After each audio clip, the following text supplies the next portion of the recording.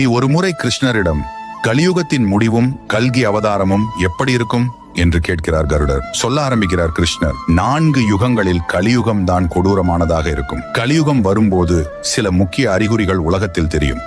அப்பொழுது மனிதர்களோட வயது வரம்பு குறைந்து அதிகபட்சமாக 20 ஆண்டுகள் மட்டுமே மனிதர்களின் ஆயுள் காலம் இருக்கும். மனிதர்களின் உடலும் இயற்கைக்கு மாறான சமநிலையற்ற தன்மையில் செயல்படும். மக்கள் கடவுளையும் கலாச்சார சடங்குகளையும் புறக்கணிப்பார்கள்.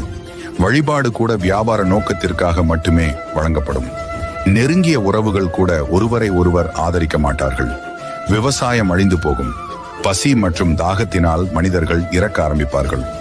இப்படி கோரத்தாண்டவம் ஆடிய கலியுகத்தின் முடிவில் பகவான் விஷ்ணு சூரியனின் கதிர்களில் அமர்ந்து ஒரு சொட்டு நீரும் இல்லை எனப்படும் வரை அனைத்து நீரையும் உறிஞ்சுவார்.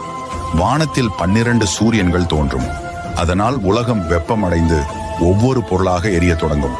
அந்த நேரத்தில் மகாவிஷ்ணு ருத்ர வடிவத்தில் கல்கி அவதாரம் எடுத்து உலகம் முழுவதும் அழிக்க தொடங்குவார். அடுத்த 100 ஆண்டுக்கு மழை மட்டும் பொழிய வைத்து பிரபஞ்சம் முழுவதையும் நீரில் மூழ்கடிப்பார்.